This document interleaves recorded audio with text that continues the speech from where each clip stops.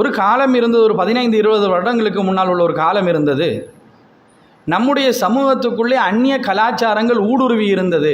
எப்படி என்றால், அவர்களுடைய மத கலாச்சாரங்கள் நம்முடைய மத கலாச்சாரங்களாக ஊறியிருந்தது. அவர்களுடைய மத கலாச்சாரத்தில் இருக்கக்கூடிய சில அம்சங்கள் நம்முடைய மதத்துக்குள்ளும் நுழைந்து அது ஒரு மூட நம்பிக்கையாக வெளிப்பட்டு அது மூட நம்பிக்கையாக அந்த காலத்தில் எடுத்து காண்பிக்கப்பட்டது. அப்படித்தான் அந்த கலாச்சாரங்கள் வந்திருந்தது. உதாரணத்துக்கு சொல்வதாக இருந்தால், கபரு வணக்கம் என்பது அல்லாஹ்வுடைய தூதருடைய கலாச்சாரத்தில் இல்லாத ஒரு அம்சம்.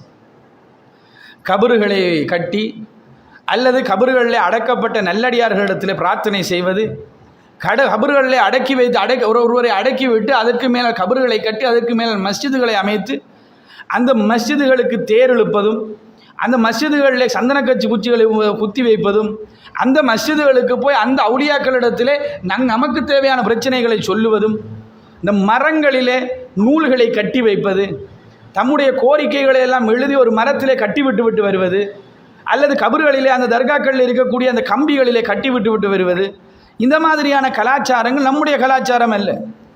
ஏனென்றால் அல்லாஹ்வுடைய தூதர் ஸல்லல்லாஹு அலைஹி வஸல்லம் அவர்கள் மரணிக்கின்ற நேரத்தில் 2 செய்திகளை சொன்னார்கள். ஒன்று சொன்னார்கள், அனல்லாஹு யஹூத வன் நஸாரா, அல்லாஹு தஆலா யஹூதிகளையும் நஸ்ரானிகளையும் சபிப்பானாக. ஏனென்றால் இத்தஹது குபூர் அன்பியாஹிம் மசாஜித், அவர்களுடைய நபிமார்களுடைய கபறுகளை அவர்கள் வணங்கக்கூடிய மஸ்ஜிதுகளாக மாற்றிவிட்டார்கள். எனவே அல்லாஹு தஆலா அவர்களை சபிப்பானாக என்று சொல்லி அல்லாஹ்வுடைய தூதர் ஸல்லல்லாஹு அலைஹி வஸல்லம் அந்த மரணப்படுக்கையிலே கேட்டார்கள். இன்னொன்று கேட்டார்கள் அல்லாஹ்விடத்தில், யா அல்லாஹ் என்னுடைய கபரை வணங்கப்படக்கூடிய ஒரு இடமாக மாற்றி விடாதே என்று அல்லாஹ்விடத்தில் பிரார்த்தனை செய்தார்கள். எனவே ரசூல் ஸல்லல்லாஹு அலைஹி வஸல்லம் அவர்களுடைய கலாச்சாரத்தில் இல்லாத ஒரு அம்சம் நம்முடைய சமூகத்துடைய கலாச்சாரத்துக்குள் நுழைந்தது. அது இருந்தது, அதோடு நாங்கள் வாழ்ந்தோம். அது பிழை என்று சொல்லி சுட்டி காட்டினோம். எப்படி நாங்கள் சுட்டி காட்டினோம் என்று சொன்னால், இது மதத்திலே கிடையாது என்று சுட்டி காட்டினோம்.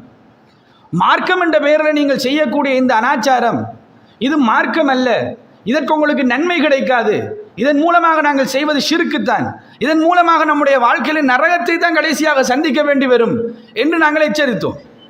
அது தாயத்து கட்டுவதாக இருக்கட்டும், கத்தம் ஓதுவதாக இருக்கட்டும், தானதான் அது. கத்தம் என்று சொல்லி நாங்களும் ஒன்று உருவாக்கி கொண்டது. அவர்களுடைய கலாச்சாரங்களிலே தானம் என்று ஒன்று இருக்கின்றது, நமக்கு ஒரு தானம் கிடையாது. அதனால தான் அந்த நம்பரை கூட அப்படியே நாங்கள் கொப்பி அடித்து எடுத்து விட்டோம். அவர்களுடைய தானையிலும் 3 நாள் 7 நாள் 40 நாளுங்கிற தான சிஸ்டம் இருக்கின்றது. சேம் சிஸ்டத்தை கொப்பி அடிக்கின்ற நேரத்தில் அந்த நம்பரையாவது மாற்றலை. நம்ம எல்லாம் அதே நம்பரை 3, 7, 40 1 வருஷம் என்று சொல்லி அப்படி தான் ஓட்டி கொண்டு போனோம். அப்போ இந்த மாதிரி அவர்களிடத்திலிருந்து கலாச்சாரங்கள் இங்கே உள்வாங்கப்பட்டது. அந்த கலாச்சாரங்கள் நடைமுறையில் இருக்கின்றது. அந்த கலாச்சாரங்களை எப்படி நாங்கள் செய்தோம் என்றால், ஒரு காலத்தில் அதன் மூலமாக நமக்கு நன்மை கிடைக்கும் என்று நினைத்து கொண்டு செய்தோம். அப்படி ஒரு கலாச்சாரம் இருந்த நேரத்தில் அந்த கலாச்சாரங்களை நன்மை அல்ல, இதன் மூலமாக பாவம்தான் கிட்டும், இதன் மூலமாக முடிவு நரகம்தான் என்பதை எல்லாம் சுட்டி காட்டுவதற்கு மிக இலகுவாக இருந்தது. ஆனால் இன்றைக்கு கலாச்சாரம் எப்படி மாறி இருக்கின்றது என்றால், நன்மை என்று நினைத்து செய்கின்ற கலாச்சாரம் அல்ல. நன்றாக தெரியும் இது பாவம் என்று, நன்றாக தெரியும் இது மார்க்கத்துக்கு முரண் என்று, இது மார்க்கத்திலே உள்ள ஒரு அம்சம் அல்ல என்பது நன்றாக தெரியும். ஆனால் அடுத்த சமூகத்திடத்தில் இப்படித்தானே அவர்கள் அதை செய்கின்றார்கள் என்பதற்காக வேண்டி அந்த கலாச்சாரங்களை நமக்குள்ளே உள்வாங்கிக் கொண்ட ஒரு துர்பாக்கியமான ஒரு காலத்திலே நானும் நீங்களும் வாழ்ந்து கொண்டிருக்கிறோம்.